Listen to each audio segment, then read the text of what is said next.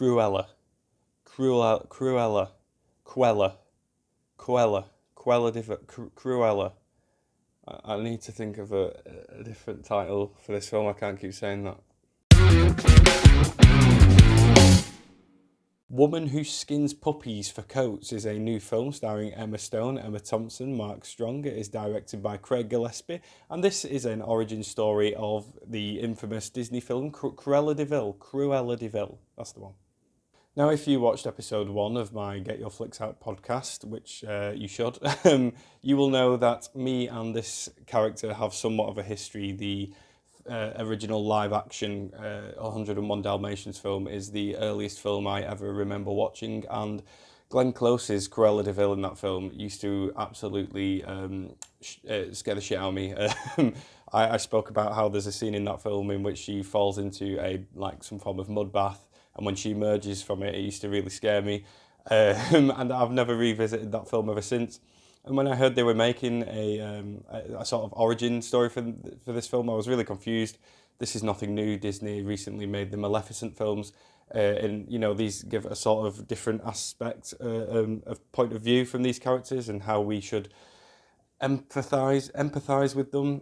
They of course did it very recently with the Joker film, and how it gives a different side to these villains, and how we could possibly sympathise with them. I think Joker is a film that did that well. I haven't seen Maleficent, but when you're making an origin story about a woman who, in the latter films, wants to murder puppies for a coat, you've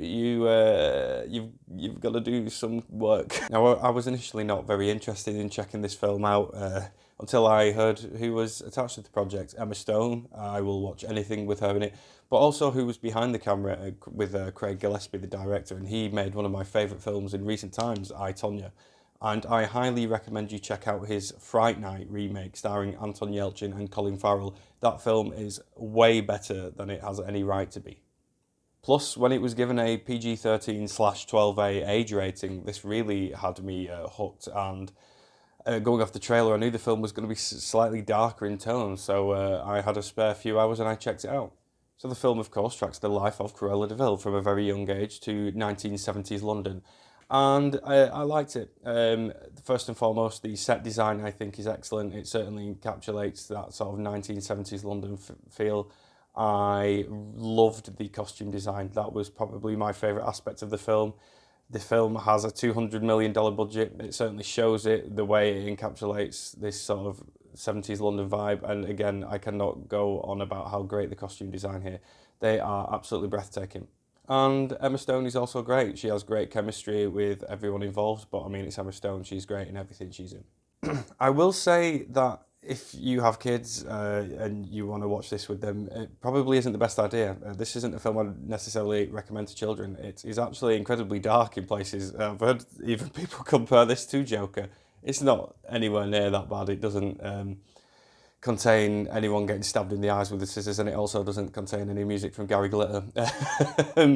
The film is certainly darker in tone. There is on-screen death here. There is implied death, implied murder, threats against life. So I would say probably this isn't suitable for very young children. I'd say it's probably more suitable for children of around 8 and above. But yeah, don't take your 5-year-old kid to see it, because it might traumatise them.